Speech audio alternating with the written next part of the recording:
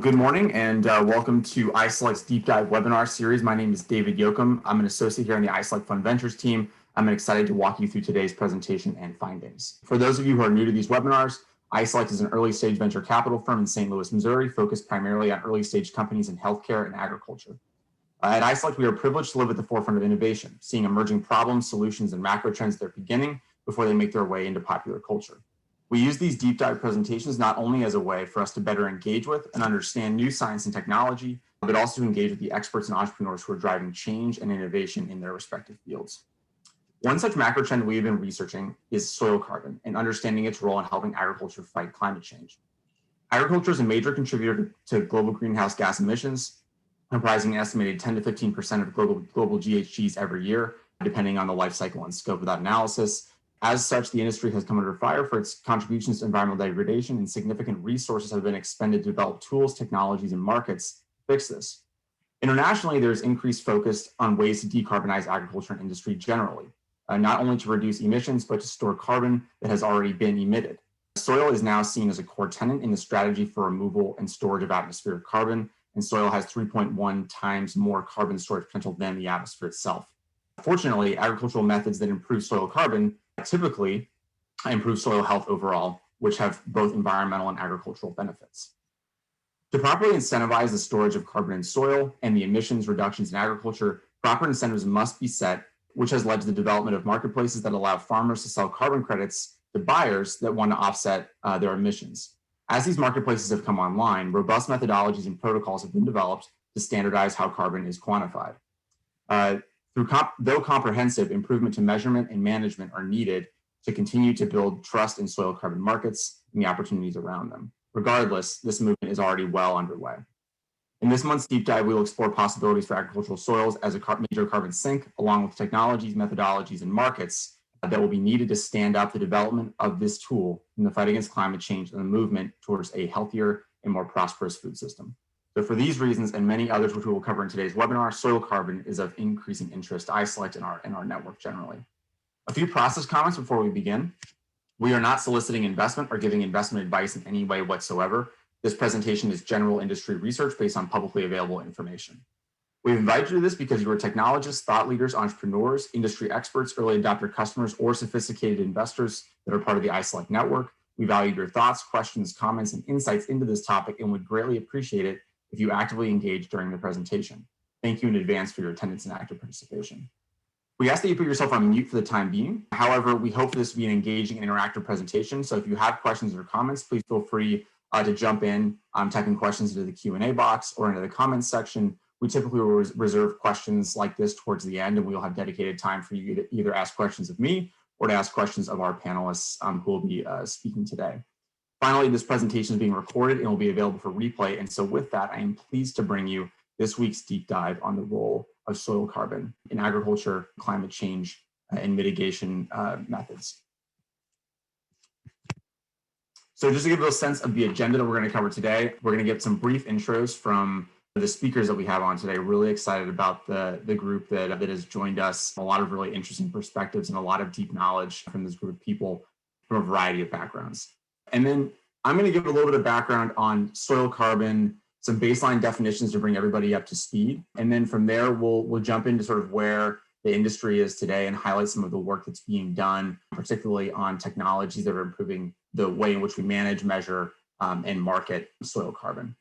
And then finally, we'll have sort of a wrap up at the end, talk about the thesis, some of the key considerations moving forward out of this presentation. And then we'll also have a section for questions from our speakers, should there be any time available following. So I'd love to kick things off with just some brief intros from our speakers and panelists today.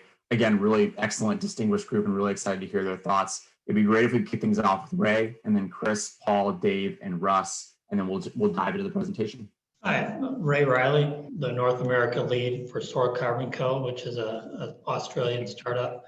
My background is in plant breeding and biotech, was a corn breeder with Pioneer, and then worked with Syngenta for about 15 years, was at Indigo for 3.5 years, Senior VP of Product Development, and now leading the startup of the R&D platform in North America, as well as partnering on the overall Soil Carbon Co. activities globally. Thanks, Ray. Chris?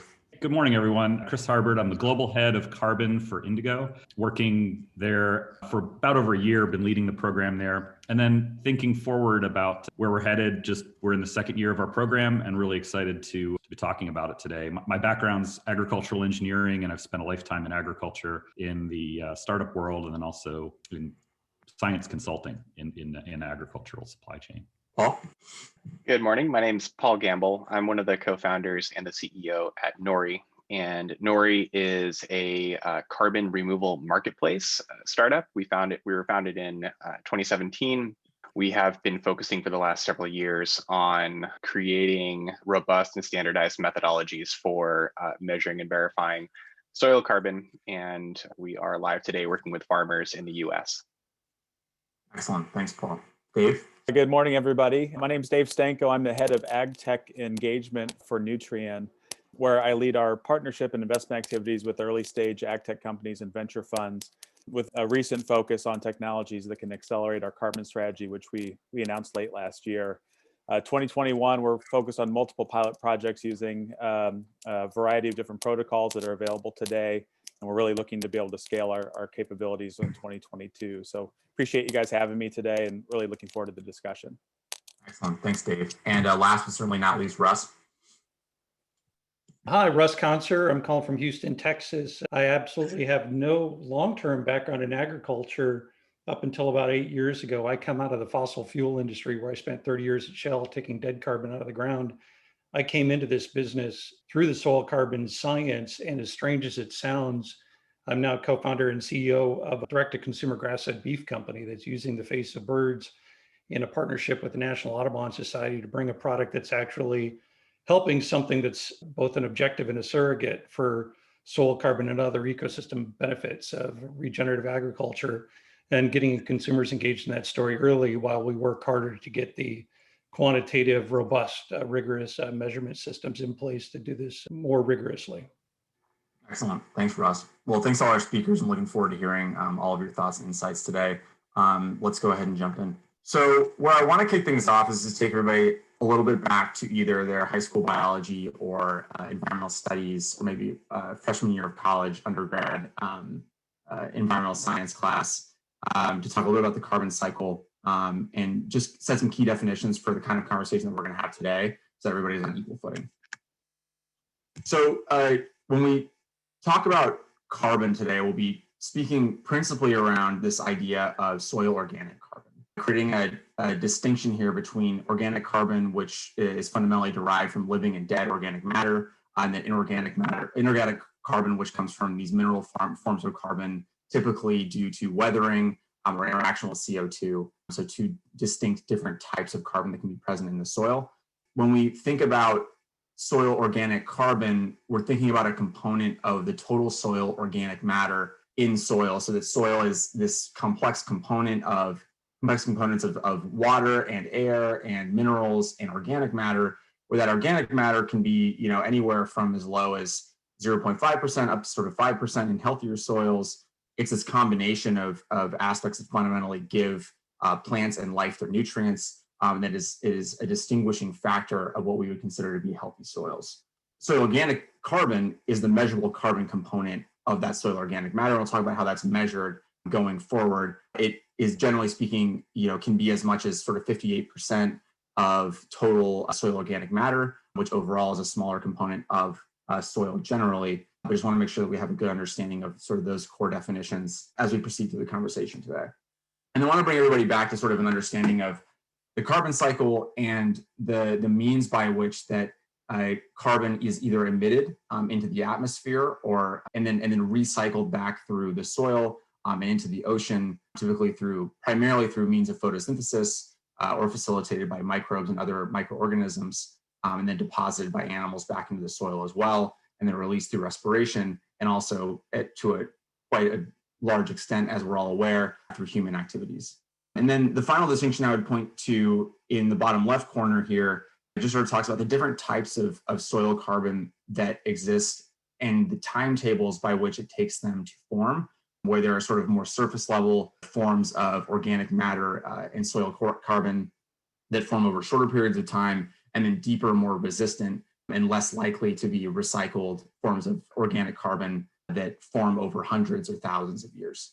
And so when we think about soil carbon, there's sort of a fundamental relationship that is just important to identify, is that fundamentally, when we think about what defines a healthy soil, it's a soil that's rich in soil organic matter, and soils that are rich in organic matter are also rich in soil organic carbon. And so typically, and obviously this varies from where you are in the world in climatically and in different soil types, where there may not be as much of a capacity for the storage of rich organic soils or for the accumulation of carbon-rich soils. But as a general principle, it is generally considered true that soils that are rich in soil organic matter are healthier soils. And so when you have an increase in soil organic carbon, you have a means by which soils hold more water. They can improve crop health and yield.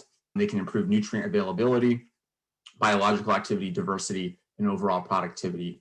And so this is sort of a key feature that I think will be prevalent throughout this conversation today, is that we talk a lot about the means by which soil can be a way to store carbon in fighting against climate change, but that there's also a positive externality there. When you're thinking about climate change and how many negative feedback loops, it's nice that there's, at least in certain instances, a positive feedback loop, potentially in this case, where the carbon has other positive attributes to it. So in terms of the way that soil carbon fits into the picture of some of these global challenges, there are a number of them, but I frame it mostly in these three buckets, at least for this conversation, thinking about it from a soil loss and erosion standpoint, and that soil loss can cost U.S. corn farmers up to $500 million each year.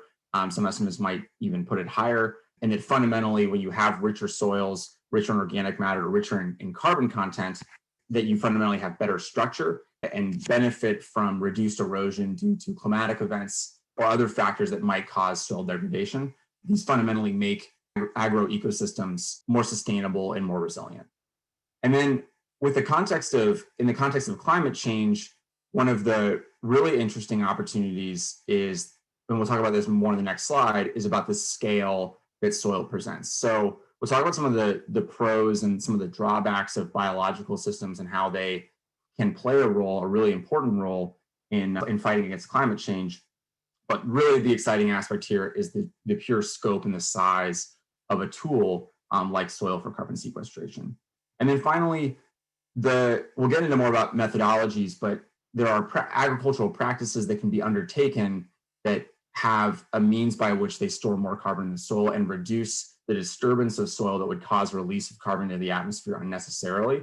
And then a lot of times these practices, whether it be no-till, low-till, cover crops, reduction of nitrogen fertilizers, these all, in the grand scheme of things, have external environmental benefits and positive externalities that play a role in society for farmers and for others, which is why it's important that we're having a discussion about marketplaces later in this conversation. Putting this all into context, thinking about soil as a carbon sink, through the research that we did prior to this conversation, the two main advantages I saw were really about the size, and some of these numbers we've already talked about today is sort of this fact that soil has more than 3 times the capacity of the atmosphere to store carbon, which is a really exciting opportunity. And that when you think about all of the carbon that's stored in terrestrial organisms or just terrestrial carbon, 80% of it's found in soil as opposed to plants, et cetera. And so it's responsible for holding a lot of the carbon that is in the carbon cycle today. And then, as we mentioned, some of these positive externalities include rich organic matter, reduced runoff, higher agricultural fertility, and better water holding capacity. Some of the drawbacks, and the illustration here on the right shows this a little bit, are around the way in which, obviously, because soil is biologically active and it participates in the carbon cycle, is that carbon stores in soil are constantly in flux. And depending on the time of year from which you're taking a measurement, you may get one read one time of the year completely different from another time of the year. The challenges of measurement and management are important in this context, because while soil on the long term, so let's say the 100,000 of year scale, has the capacity to sequester more carbon from the atmosphere than it emits, during various periods it may be fluxing more or less than it would be in other periods. And so that makes it challenging from a measurement and management standpoint, particularly when we're talking about specific thresholds of carbon emissions and trying to improve carbon sequestration. And that also speaks to the variance aspect here listed on the bottom. Before we sort of jump into the next sort of sections that talk a little bit more about how we manage carbon, how we measure carbon, how we're building markets around this idea of soil as a carbon sink, I want to pause here and see if there's any comments from the speakers, if there's anything they'd like to add before we jump into that section. Yeah, at the risk of opening up a can of worms, but maybe bookmark for future conversation. Can of worms is welcome. This question of permanence is one that I think nature-based solutions like soil carbon have to participate in a conversation with other people participating in the market to more deeply understand. I think what we really care about is that the total pool of carbon is growing. But I think we have some misunderstandings of what we're trying to do. There's this word sequestration, right? And a lot of people say that they want to lock it up. But what we really want with soil carbon isn't permanence, like locking it in a vault. What we want is a lot more carbon being put to work in the biological economy that's helping grow food and crops in a system. So it's kind of like looking at the M1 money supply, money in circulation versus gold in Fort Knox type thing. And I think it changes the conversation about permanence. So how we address that in both voluntary and regulatory systems is an open question. But I think it's more complicated than people think it is. Yeah, it's a great point, Russ. Great. So what we're going to start off with in this next section, and really excited to get some more thoughts from speakers throughout the rest of these slides here, is really around measurement, management, and some of these markets, which really sort of set the footing for where the opportunities for soil carbon are in the future. And we're going to start things off with talking about measurement. So this was a really fun exercise of putting together this slide and some of the research of reading through some of the soil protocols over the weekend, which was certainly a riveting exercise. I appreciate how robust they are because these are extremely dense documents and provide a huge amount of detail on the ways in which soils can be managed. But fundamentally, when we think about measurement of actual carbon, the sort of still the gold standard today is still soil sampling and using common methods like dry combustion analysis, essentially to take dry soils and burn off the carbon and then reweighing those soils to capture the difference between the new measurement and the old measurement to understand how much carbon was in that soil, and then measuring that over a representative area in a field, and then over representative periods of time for which carbon storage may change over those periods of time. And obviously some of those advantages are surrounding is really fundamentally based in direct analysis of those soils. And it's fundamentally the most accurate way to measure carbon in a specific sample. But some of the challenges for soil carbon measurement can include labor intensiveness, particularly across a really large operation. Additionally, for a really large operation, how representative it is of those soil conditions, the timing of when the sample is collected, and particularly as climate variance becomes taken into account, you may not be seeing the same exact soil conditions in the fall of this year as you may have seen in the fall of last year. And so it makes it challenging to set a baseline.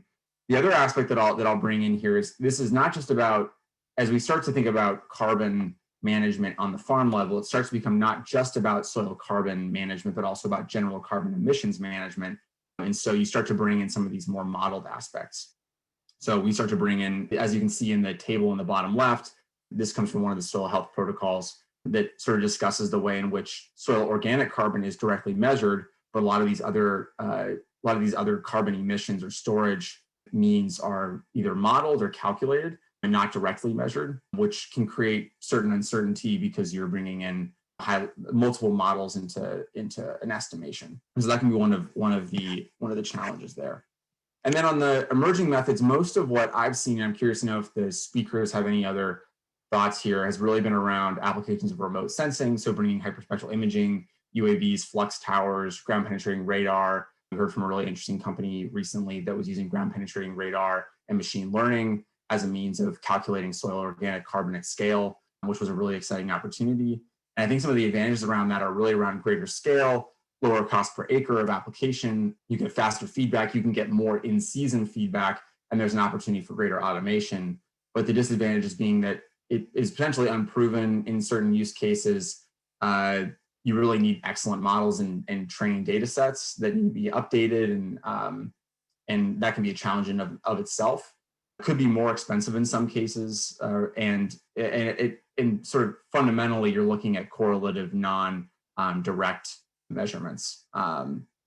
So with all these and with sort of the current methods and the emerging methods in mind, Russ, you and I had an interesting conversation yesterday just about your experience in the world of regenerative agriculture and thinking about measuring soil carbon. Is there anything that stuck out to you in terms of promising technologies that could help us improve soil carbon measurement or GHG emissions and sequestration in general? Yeah, well, I come out of the energy industry where we tend to think of as this phrase of all of the above, and we need to think of the same way when it comes to soil carbon measuring. Indeed, lots of interesting possibilities in remote sensing, but important to note what you pointed out there, that none are direct measurements. They're correlative. That means we have to compare with ground truth. In terms of emerging technology, there are entrepreneurs working on the ground sensor-based systems for measurement of soil carbon concentrations, either in samples or in probes that might go into the ground. And one category of technology that I'm particularly intrigued about is a class of technology called eddy covariance technology, which is very rigorously proven in the scientific field. Think of it like a power meter for ag land that counts carbon going in and out of the ground all day, every day, instead of how much is stored in the stock. The problem is right now it's very expensive, and you pretty much have to have a PhD to run it and analyze the data. So entrepreneurs that can reduce the cost and simplify the process of doing that eddy covariance technology, I think that could be a real kind of nucleating technology to pull some of these other sampling, modeling, and remote sensing systems together and give us more economic ways to confidently track carbon in time and space. Great, thanks, Russ. And then, I would ask Chris, Paul, and Dave, just based on the roles that you have and the connections that you have to farmers, and the fact of the matter is that if you're standing up a carbon market, measurement is so important to trust on both ends. And so I'm curious to know if any of you have sort of, either for your own organizations or for the farmers that use your market services, sort of what's on your technology wish list for better sensing and better measurement going forward. Yeah, I'll kick this off. So our perspective at Nori is that some of the issues that you mentioned are absolutely true, especially when it comes to soil sample testing, and in terms of the reliability of that over time. Like, it's not just as simple as measuring the same field repeatedly over different years.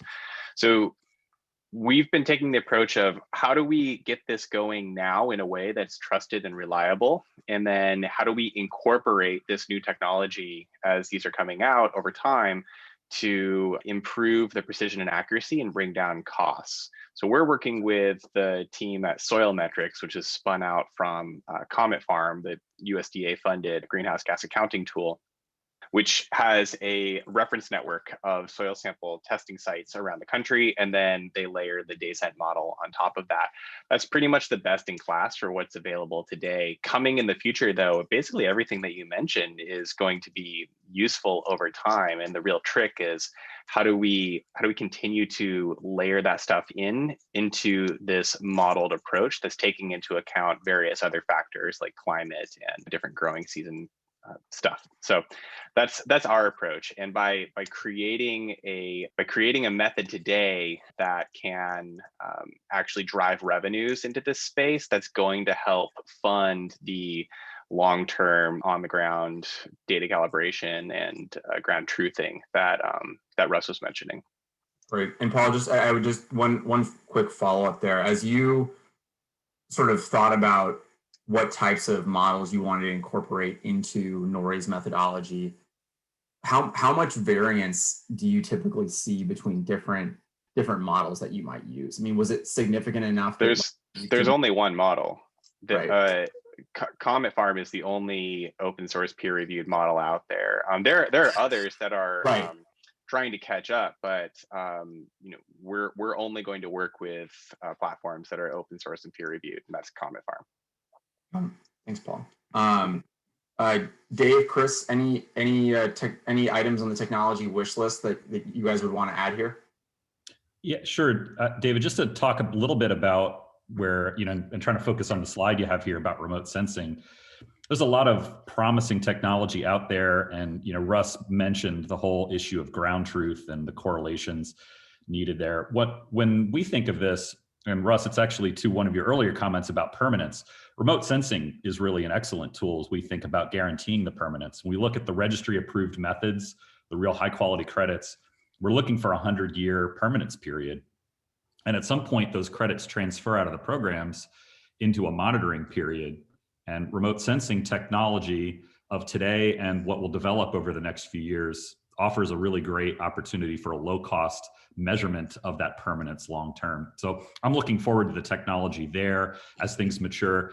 We're open to all sorts of innovation and thoughts. When I break up the carbon world into 4 areas of what we're talking about here is like the realness of the credits. So could you come up with a better mousetrap around the modeling or the soil? That's certainly an area. Additionalities, the actual technology of what you're doing to the ground, like the practice that a farmer would implement. There's all kinds of opportunities there. We just talked about permanence and maybe the opportunities around how to beat the cost out of that requirement of permanence. And of course, just the concept of leakage, where you have to maintain the yields on the fields of today and not risk transfer of that yield capacity to an area that's more sensitive environment than where you are. So technologies that keep yields high or increase yields on a smaller footprint, all of those sorts of areas I think are key components. So I try not to get too wrapped up in the modeling area. That's a piece of it, right? We have to be excellent at it, and it guarantees the quality of the credit. But really, this is a far bigger technology opportunity across the whole kind of opportunity with the farmer and the technology company. Yep. I think that's a really good point, Chris. And it actually ties well into the next section here. So I'm going to use that as a transition. So when we think about measurement, there's also this aspect, obviously, of management. And so there was these are well documented in some of the protocols and also in any number of articles online, means by which you can either store more carbon in the soil or reduce the means by which carbon is emitted on the farm by some other means. Typically methane or nitrous oxide are the other emissions that are considered external to carbon sequestration. And some of these methods include agroforestry, no-till or the use of cover crops, improved crop rotations, reducing the use of synthetic nitrogen, incorporation of high carbon holding materials like biochar, the reduction of flooding in rice fields, which can reduce methane emissions, using rotational grazing to reduce the damage on pasture lands, and then reducing fossil fuel use are all means by which are all aspects of those models that can be brought into calculating what the effective carbon footprint of a farm is, which incorporates both soil carbon storage and just simply reducing emissions. But there's also some really exciting emerging methods. And so with that, we have Ray Riley here from Soil Carbon Company and talking a little bit about some of their work in using microbes as a means of sequestering more carbon in the soil while boosting yield and providing tools to farmers that make sense from an agronomic standpoint, but that also have substantial climate footprint. So Ray, we'd just love if you could give us an overview of Soil Carbon Company, what you guys are working on to bring microbes into the discussion to better sequester carbon in agricultural soils. And then we'll sort of go from there. Sure, appreciate the chance. So soil carbon is really, leveraging a lot of work that's been done over time, but really focusing on the systems biology and how we can think about the microbial community with more intensity than what we've done in the past. And so if you look at the what's been talked about in terms of the carbon in the soil, a lot of that's the necromass from microbial communities. But a lot of that's pretty labile, a lot of that's pretty cyclical, and that relates to a lot of the points about the measurements over time, ranging and differing. But there's certainly parts of the carbon system that are very focused on creating more recalcitrant forms, increasing the carbon sequestration in ways that it's more intertwined into the structure, into the mineral carbon.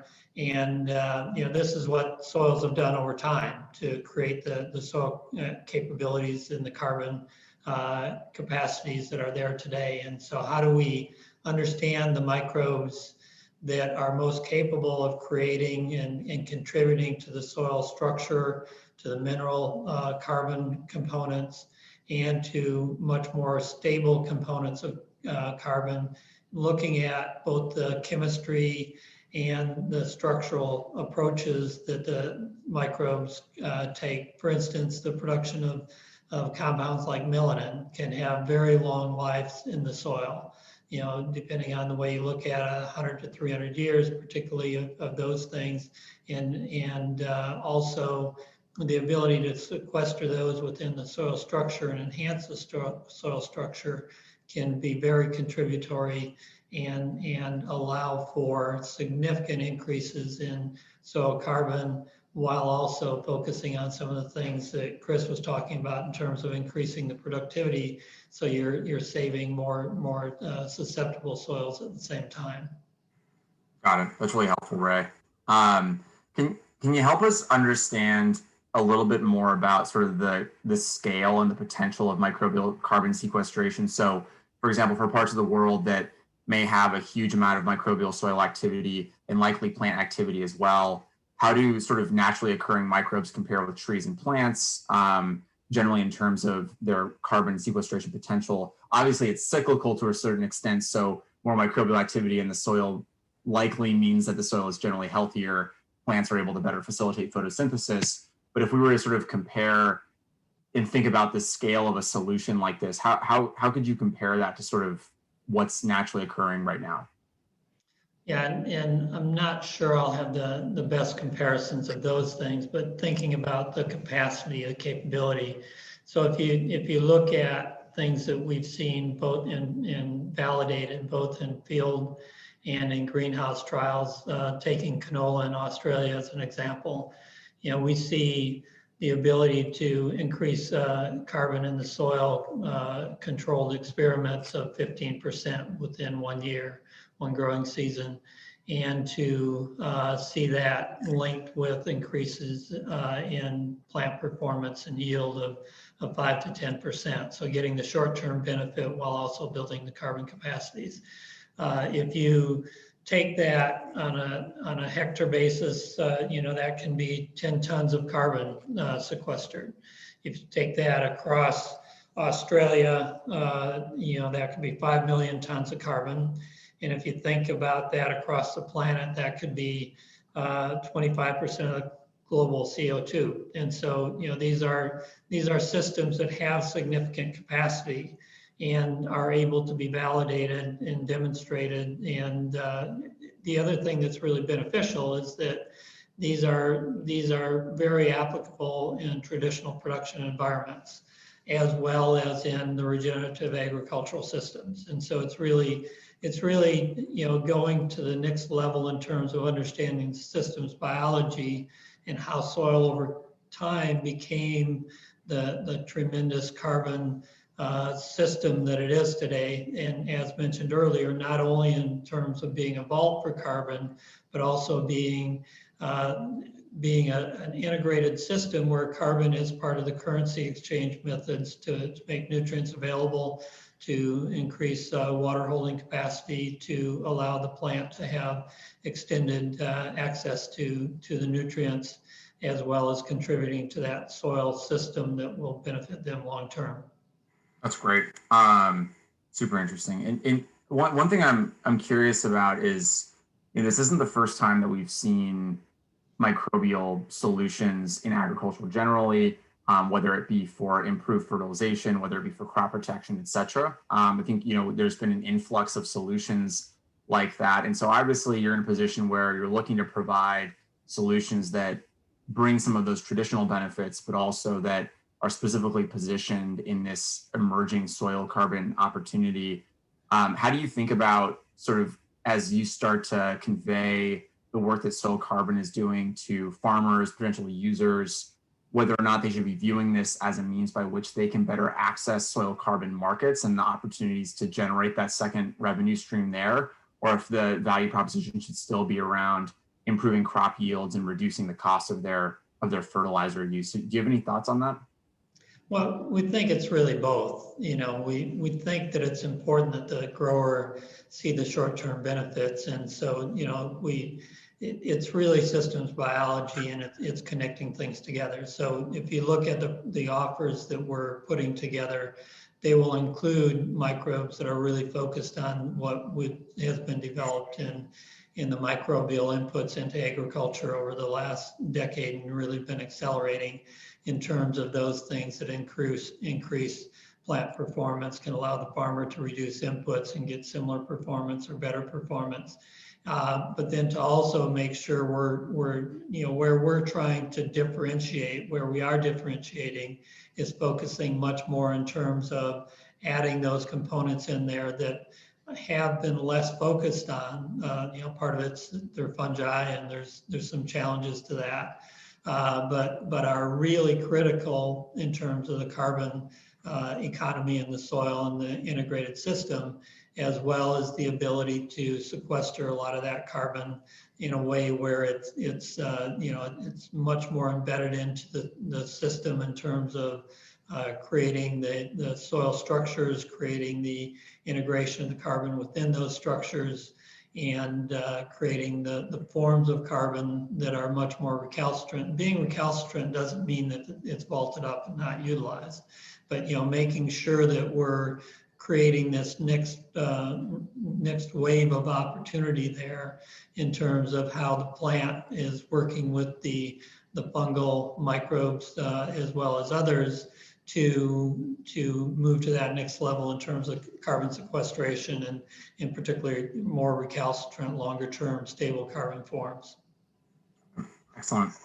Well, Ray, really excited about the work you guys are doing. Appreciate you sharing it with us. We're going to jump forward here at this next part to talk a little bit about soil carbon protocols and methodologies. I guess, Ray, the one last question I would have for you before we jump there is, as this becomes a tool to more accurately and consistently capture carbon in a more recalcitrant way in the soil, have you guys had any conversations with any of the other protocols out there about how this would be incorporated into some of those methodologies, and fundamentally how farmers would be able to measure this effectively to get paid for using products like this? Certainly, and Paul is on the panel as well, and so we've been working in terms of registration under the compliance methodology at the moment. The Australian pilots are working with the Australian Emissions Reduction Fund. We're also working with the traditional soil carbon methodologies. But one of the challenges is that a lot of those really don't have that depth of focus on the sustainable carbon, the stable carbon that can be enhanced in some of these new dimensions that I talked about. So we're working to develop new approaches. All the comments before about the multiple methodologies and the emerging capabilities are really important. We think that those can be tied to this. The ground truthing, I think, to make them accurate in some of these dimensions will be additive, not competing against those things, but helping us look at that. And ultimately, it needs to include the economics of the farm as well as the economics in terms of the carbon that we're sequestering in the system. Excellent. Thanks, Ray. Well, with that in mind, I want to cover off a little bit. The next two slides are first one focused on the protocols and methods, and we'll spend just a moment here just to sort of set a baseline, as the slide would imply, for sort of what these protocols and methods are, what's similar about them, what's different, which ones are being used by who. And then we'll talk a little bit about some of the marketplaces and highlight particularly our speakers who are representing some of those marketplaces today, and some of the opportunities and challenges that they're facing. But the key point that I want to make here is really that there's an evolving set of protocols and methods that describe the rigorous methods for how we effectively manage agricultural soils.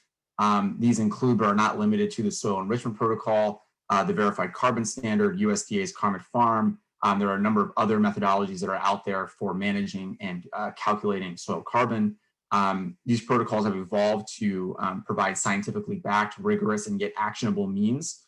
It's important that they are actionable, by which soil carbon can be measured, monitored, and calculated across a common standard, essentially setting the rules for carbon management. And so, one thing I just wanted to open up with a question towards, Chris, Paul, and Dave, because, one thing, and I'll actually just transition to this slide just to sort of put it into perspective of these sort of three different programs. How have you thought about what types of protocols you've chosen to work with? Indigo recently came out saying it would work with the Soil Enrichment Protocol and the Verified Carbon Standard. Nori has a partnership with the USDA Comet Farm and also has its own croplands methodology. And then Dave, per our conversation earlier this week, Nutrien plans to fundamentally be a protocol agnostic. And so I'm curious to know if there's any comments from Dave, Paul, Chris on sort of how you decided to work with specific methodologies and what you've identified as sort of key differences, strengths, and weaknesses between different methodologies out there. I'll start. So for us, this began back in about the beginning of 2018, and we were looking at the landscape of different potential options available. And the Comet Farm platform, as I mentioned earlier, is really the only reliable platform available for US soil carbon estimation and verification. And one of the things that we did was we looked very closely at the ways that the protocols worked within the traditional registries like Vera and Climate Action Reserve. And the verification and validation costs associated with each of those projects is just enormous and not sustainable for individual farmers. And we wanted to also deal with the problem of, for any ecological or nature-based carbon offset project, the idea of 100 years of permanence is sort of a fin. And when you look at forestry projects, for instance, the problem is that they're only getting about 20 years of revenue, but then they have 80 years of further maintenance that they have to do to keep that carbon locked up. So we wanted to come up with a different way of doing that would really dramatically reduce the cost of verification. So that's how we evolved our methodology to the point where we work with farmers who are signing contracts that say they're going to keep that carbon in the ground for at least 10 years, and then they have to re-verify every 3 years.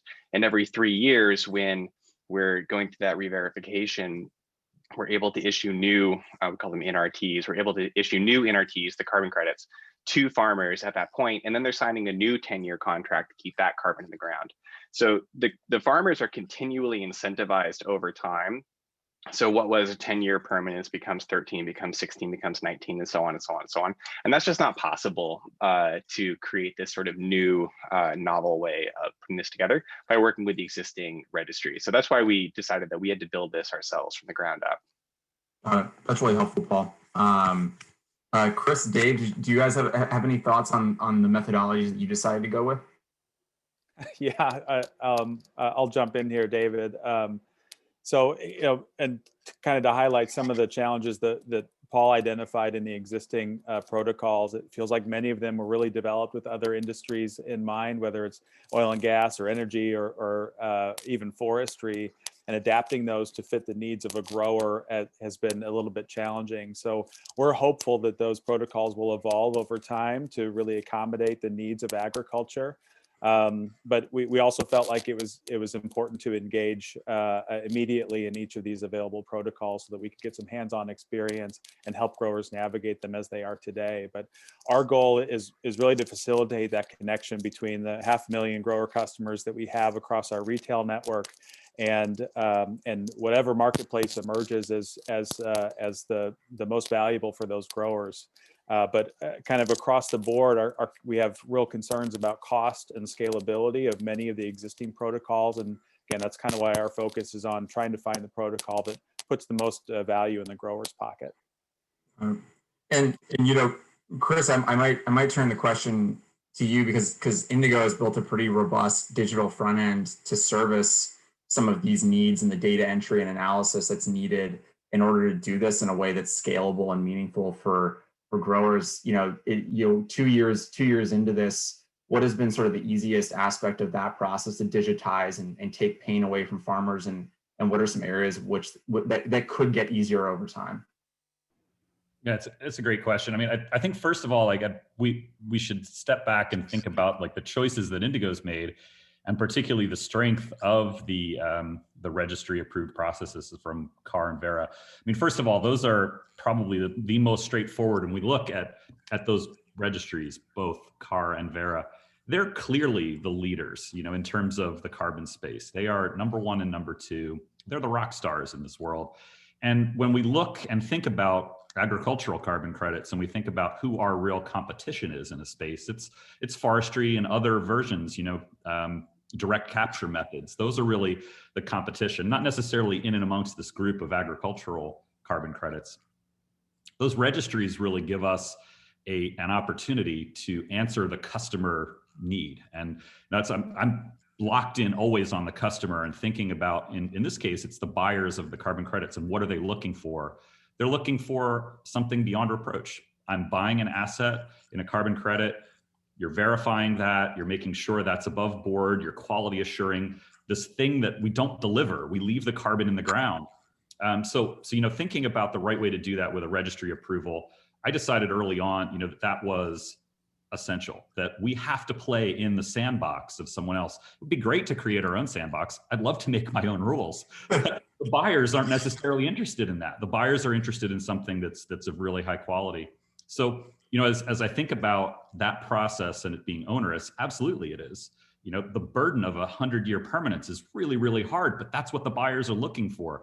The requirement for additionality is stringent and difficult, but that's, again, what the buyers are looking for this thing that they're not taking delivery of, that we need to assure absolutely that it's occurred.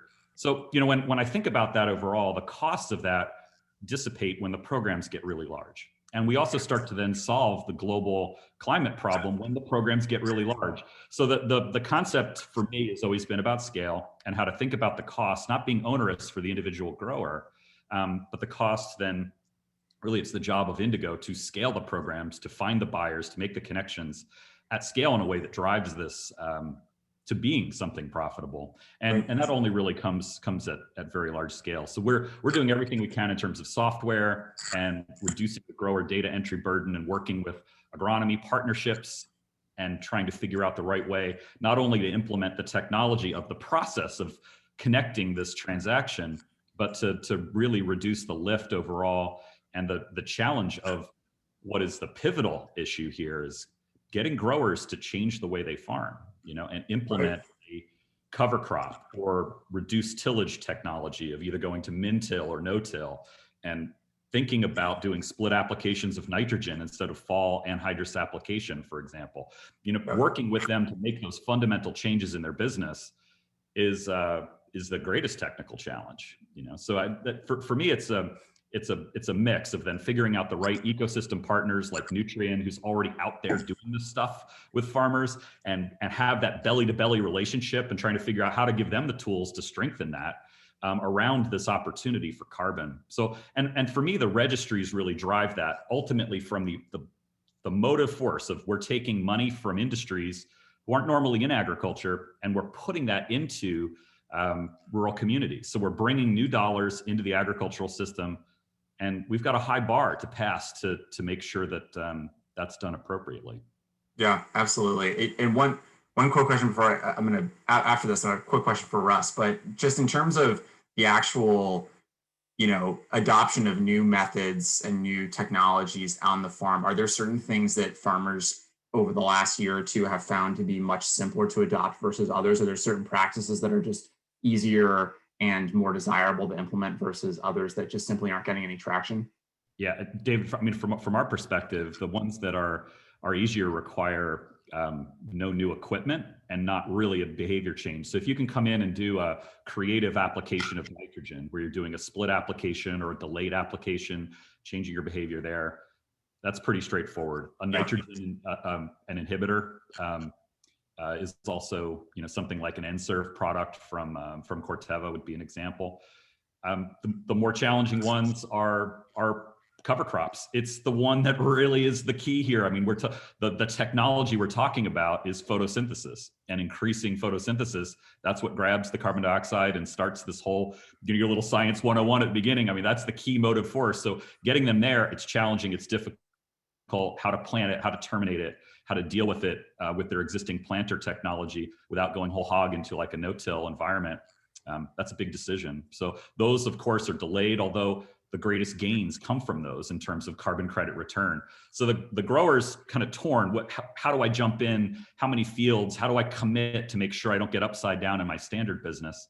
Those are all really important things to think about. But we tend to see the things that don't require a change in equipment today as the ones that are most easily implemented in the first year of the program. Got it. Thanks, Chris. That's actually really interesting insight.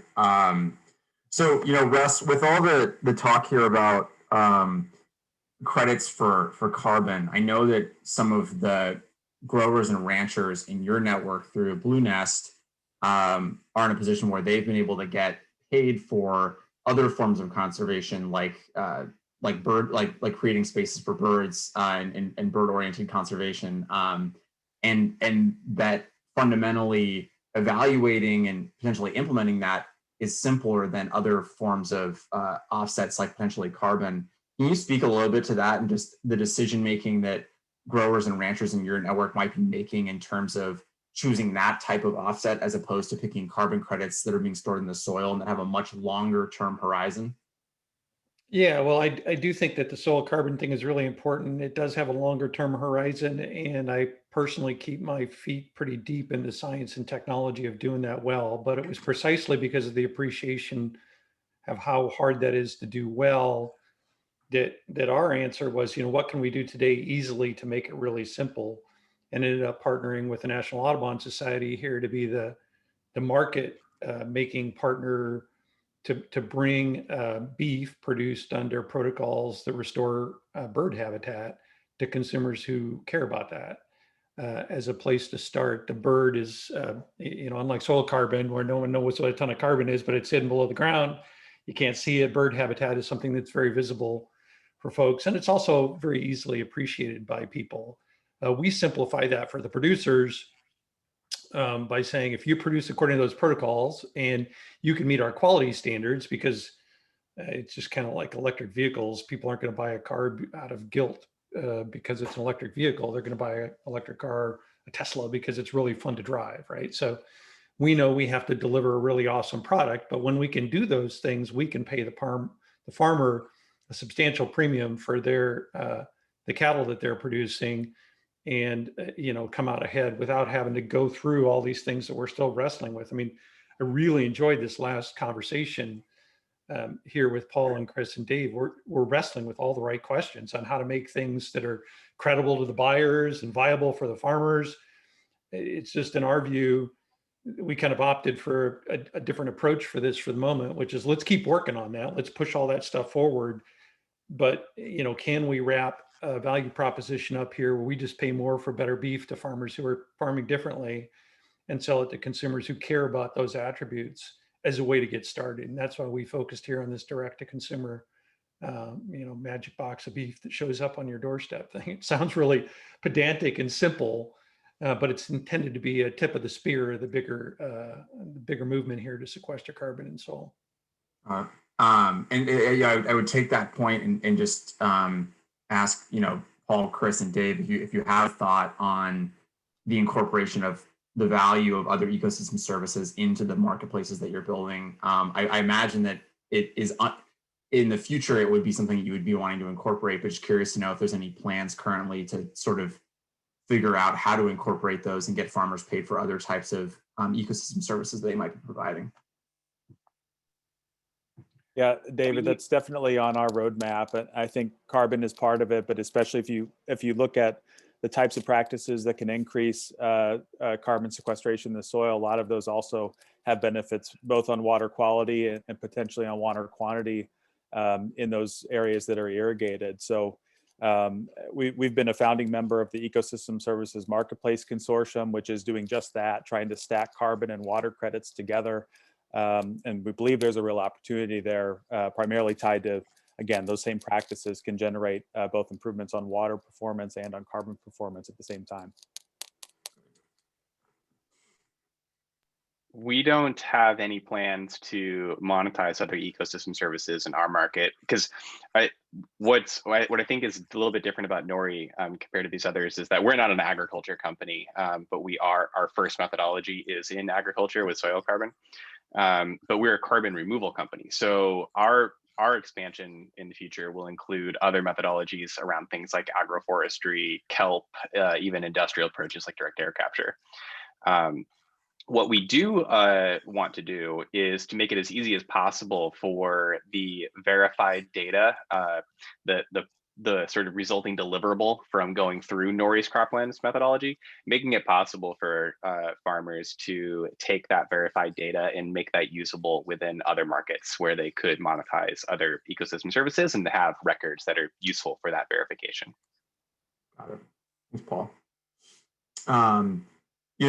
Paul, I think it's a good time to talk a little bit about it. And I would encourage anybody to go read some of the really excellent content that Nori's put together on their Medium page or on Paul's Medium page, where they really give a strong case for the work that they're doing and building this around sort of a blockchain network. And so, Paul, I'm wondering if you can, at the simplest level and the most explainable level, talk a little bit about how Nori uses blockchain to verify transactions and carbon credits issued through its marketplace. And if you could tie into that, just what the problem is with multiple counting of carbon credits. So I found that to be a really interesting problem, and obviously super relevant to actually supporting the fight against climate change. Can you talk a little bit about those aspects of Nori's core technology? Yeah, so the way that carbon markets work evolves from originally the Kyoto Protocol in 1997. So UN creating the Clean Development Mechanism and standards for frameworks that carbon credits could be built upon. And these markets were designed by scientists and bureaucrats, and they were not necessarily coming from a place of solving an actual market need. They were trying to create a space for this to happen in the future. And we believe that one of the extremely fundamental flaws in the way these markets were designed is that they were set up so that the carbon credits that are issued to the project developers become the actual tradable commodity asset. Now, the intention behind it is good. We want to have a commodities market for carbon for all the reasons that we want to have commodities markets for any other product or thing like that, for better price discovery and forecasting and just the way that our economy runs. But the problem is when so typically what happens is someone does a project, they're issued carbon credits, they sell those to most often a broker who then resells them on to someone else, who might sell them on to someone else, someone else, someone else. And it's less than, I think, 25% of all carbon credits that have been created that ever even get retired. And retirement is carbon market language, meaning that the end buyer is saying, we are no longer going to resell this. This is taken out of circulation. So when you look at the life cycle of a carbon credit that way, that means that it's trading hands over and over and over again. And each buyer is paying the previous broker, which means everyone's taking their cut from it. And when you look at the total amount of money paid for the carbon credit over its life cycle, very little of that actually ends up in the hands of the original project developer. So we think those are some serious problems that we think of as a sort of double counting issue, where we want to live in a world where every new dollar that is spent on a ton of CO2 actually results in a net new ton of CO2 coming out of the air. So that's one of the double counting problems. The other one is more fundamental to international carbon accounting, where so going back to Kyoto, the original concept was the developed countries would be paying developing countries for carbon projects that are happening within their borders. This was seen as an equitable transfer of wealth, and the fact that the developed countries are developed because of our carbon emissions. In Paris in 2015, there was a recognition that, okay, the problem's gotten too out of control, that we actually have to have everyone setting their own targets for what their emissions reductions are going to be. So everyone has obligations to this now. The problem is the way that it worked before and the way that it still works today, because they have not yet solved this problem, is that if a carbon credit is developed in a country like, say, Brazil, and sold to a buyer in a country like, say, France, then both Brazil and France currently count that as an emissions reduction towards their Paris climate goals. So literally every single carbon credit that has ever been sold across international borders has been counted twice. So that's the more obvious double counting problem. So our solution to this at Nori, and this is again why we're not working with the original carbon registries, because they fundamentally can't reorganize themselves to work in this way, is when an NRT, the carbon credit inside Nori, is sold, it's immediately retired. The buyer is not allowed to resell that carbon credit. So every new dollar spent within Nori is a new ton of CO2 coming out of the air. And because we're doing that immediate retirement, it's possible for us to much more easily report up for international carbon accounting purposes. It's double entry bookkeeping. It's a like 400-year-old technology, and it's not being used in carbon markets today. And so we're using blockchain to enforce that for the way everyone interacts. Got it. And typically, I mean, when without a blockchain protocol, in this case, the buffer pool typically would try and mitigate the damage of not retiring credits. Well, so that's a slightly different issue, which is more related to permanence and insurance and leakage. And the typical approach is you take, like, say, 20% of the carbon credits that are created or projected over that period of time. You set them aside in a buffer account and then use those to deal with any leakage or gaps or something like that. Our approach is different in that we don't want to take 20% of revenues away from farmers. So instead, we've adopted a system where we separated out the method of payment for the carbon certificate itself. So we've got the NRT, which is the carbon certificate. And then we've got the Nori token, which is the method of payment for it. And that Nori token, one token's always worth 1 ton, that becomes the tradable commodity asset. And we're using that for insurance purposes. So when a farmer gets paid for selling their NRTs, they'll receive tokens, and some of those tokens will remain restricted over the course of that 10-year contract. And if we find that we overissued or they break their contract, they till and release the carbon, we claw back those restricted tokens and use those to go buy new NRTs on behalf of the original buyer. So that's our method of dealing with insurance. But when the farmers have these restricted tokens, they're still on their balance sheet, so they could collateralize them if they need to.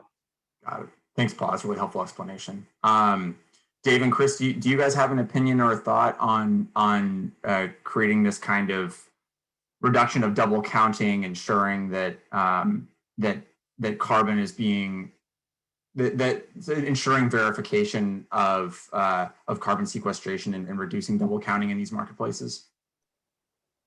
Yeah, it's definitely a concern, but then there are those of us, in scope 1 and 2 emissions. We're not double counting with others in the supply chain, but scope 3 emissions actually becomes a problem there because we are double counting it from an inventory standpoint. And so to the extent that there's multiple tons being counted, we're trying to explore options that allow us to also intervene and both get credit for that intervention in terms of a reduction. So it's a challenge. It feels like the accounting standards maybe haven't quite caught up there, but while we want to ensure that those are good quality credits, we also have to account for the fact that there's already double counting happening in scope 3. Great. Well, seeing where we are from a time perspective, what I'd like to do at this point is jump to the sort of key takeaways, and then an opportunity for some questions from the audience of some of the speakers. I know we have a lot of questions in the Q&A box. We may not have time for all of them today, but we'll get to as many as is possible. So in terms of some key takeaways, from speaking with each of the speakers prior to the call and a lot of the background research that we did as a team, my sort of 3 key takeaways were really that the time is now. The pressure for climate action worldwide is urgent. Systems for managing, measuring carbon aren't perfect, but in this case, we shouldn't let the perfect be the enemy of the good, and that there is a significant opportunity to act on this now, and that the companies that are building the platforms that are going to sell, manage, measure soil carbon and other services going forward are coming online today, which is a really exciting time for climate mitigation. There's clearly room for improvement and change, and that soil is a promising, not fully proven, but promising tool in the fight against climate change, and the means by which that farmers can get paid for providing some of these services, in addition to supporting the potential for other markets to develop going forward in the future. So I think those are opportunities where clearly it needs to get better, and there needs to be refinement and trust on both sides, and then building out both the buyer and the seller side, but really promising nonetheless. And then there's a potential win-win here, really, in that if we can promote more soil carbon into the soil, we can have healthier soils that have a number of promising environmental benefits going forward. In terms of areas for opportunity, I think the measurement piece is obviously really clear. We talked a lot about that. Better mousetraps would be great, and ones that are scalable, low cost, and at high accuracy would be welcome. And then additionally, new tools, those that are being developed at Soil Carbon Company, to sequester more carbon more efficiently at a low cost, while ideally bringing on agronomic benefits, would be excellent. And I think my sort of two main remaining questions that I don't know the truth to, but have some thoughts on, are how many marketplaces and methodologies will there be? Will there be a likely consolidation between those respective areas, and will it sort of be a standard marketplace and a standard protocol that will sort of end up dominating, or will there be multiple that will exist for different use cases or different geographies? And then finally, if there is inevitable break in trust on some side of one of these marketplaces going forward on the supply or the demand side, what's the impact going to be, and what sort of are the strategies to recover from, inevitably someone asking, is my carbon really being sequestered, or am I really going to get paid for this? I think those are some important aspects. So with that, we have a few minutes left here. I am going to go ahead and open up the Q&A box that we've got here, and see if there's any questions that we can answer from the audience. And speakers, please feel free to jump in if you feel like you have the answer. Just give me a second here to read through a few of these. And if you have new questions, please feel free to chime in.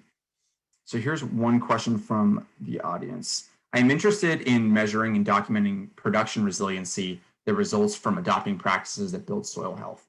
How are you measuring yield stability in good years and in stress environments with soil organic carbon increases, and communicating this to growers and to their advisors? So I think that would sort of be a question towards either Chris, Paul, or Dave. I don't know if you guys have an opinion there. It's a great question, and I think one that doesn't have an easy answer.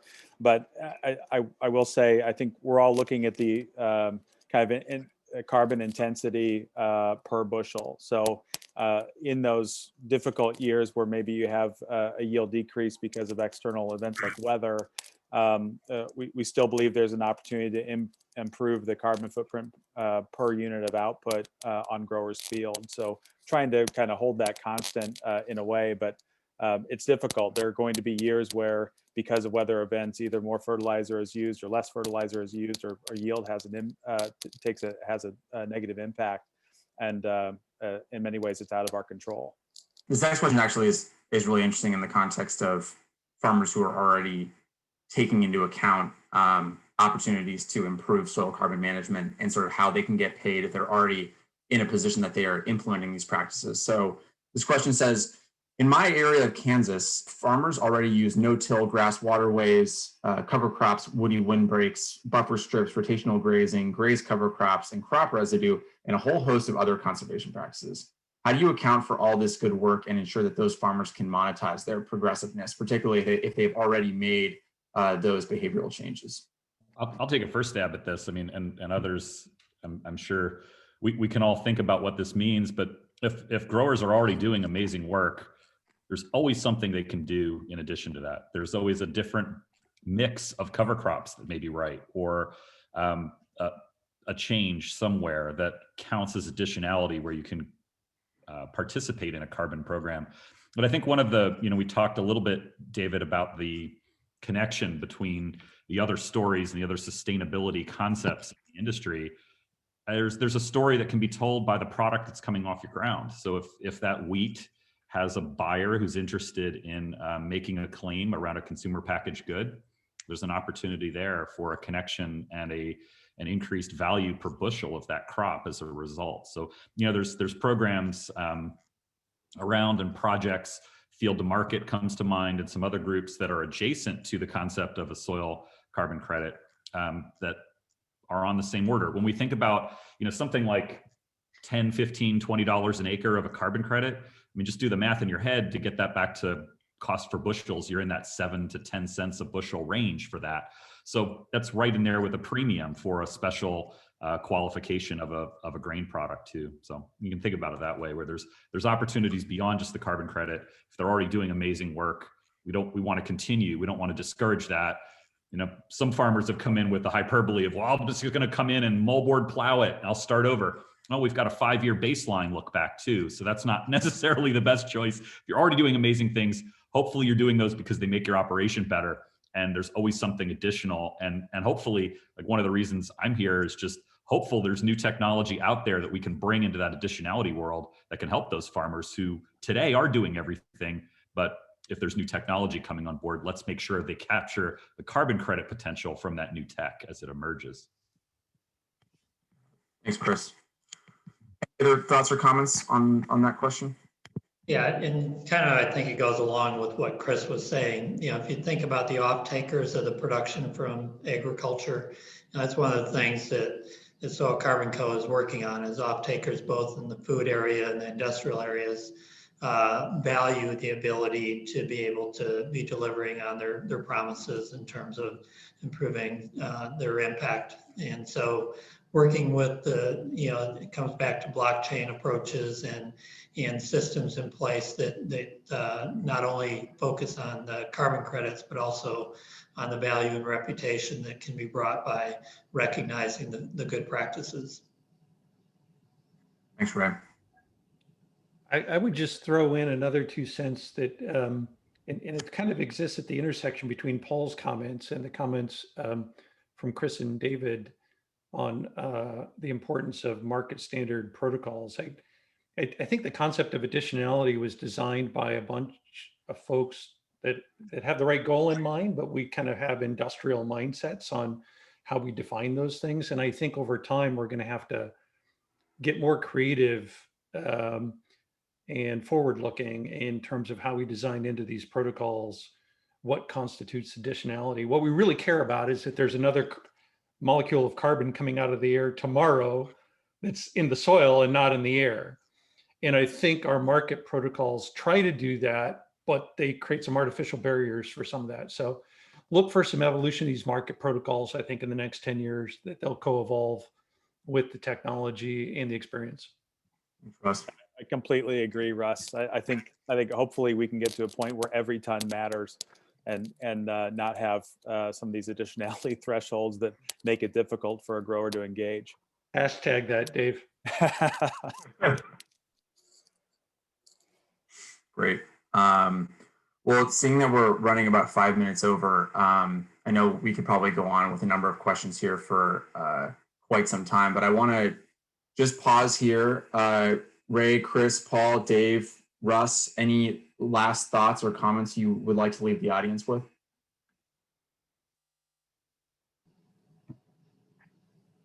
I'll just say it's a bit of a gold rush right now, but there's opportunities for a number of startups and new technology all across carbon. So really looking forward to the innovation that comes from it. It's a space worth investing in, and it's great to have the government tailwinds behind us now with the latest administration as well. Agreed. Yeah, and market interest. And I want to emphasize, I think, with a final comment here, Dave, what you said of the time is now. I put a little link in the chat window. My former colleagues in the Shell scenario team just issued their new set of scenarios yesterday. And one of them leans very heavily on nature-based solutions, including soil carbon. It really makes it clear that the only way this planet gets to 1.5 degrees C warming as a limit is if we get really, really serious about nature-based solutions. And if you look into nature-based solutions, although historically most of the focus has been on trees because we can see them and they're easier to count, I think the big opportunity window is in soil carbon. So how we do that confidently, accurately, is really complicated. I think it's going to get a lot of attention, but it needs it. And we kind of, like everyone here today has said, we have to absolutely start now and go as fast as we can. And we're probably going to trip and fumble some things along the way, but this couldn't be more important in my view. Yeah, maybe just a couple of thoughts. As you look through the points discussed today, there's a lot of areas of this that are evolving. There's the measurement, there's the market, there's the agronomic practices, and there's the things that we're focusing more on in terms of the microbial community. An awful lot of these are evolving to create new opportunities, and they rely on each other. They're very synergistic, and that's creating a tremendous opportunity in this space to work together and have an impact. So it's fun. It's a fun and opportune time. Thanks, Red. Great. Well, if there's no further comments, I sincerely want to thank Paul, Chris, Dave, Russ, and Ray for participating today. A lot of really interesting insights. You're all doing different work. You're all doing really important work, and we really appreciate you sharing it with us. For anybody in the audience, thank you for your active participation and for being a part of this discussion today. For anybody who is new to this call, we host these deep dives once per month, typically on the second Wednesday of the month at 9 a.m. Central Time, alternating a topic in food and agriculture like this month into a healthcare topic, which will be next month. If you have any questions or comments for me or would like access to the deck, materials, or research that was used to put together this presentation, please feel free to email me at dyocom, D-Y-O-C-O-M, at iselectfund.com. And finally, we actually have another opportunity coming here shortly. Please take a moment to mark your calendars for the next upcoming Crusonia conversations, which is a call to action, transformative investment in climate smart agriculture. Obviously very relevant to today's conversation, featuring Aaron Fitzgerald, CEO of U.S. Farmers and Ranchers in Action, and Rob Trix, founding partner of Better Food Ventures. But otherwise, thank you everyone for your time this morning. Thanks for being part of such an important and interesting discussion, and we look forward to seeing you next time.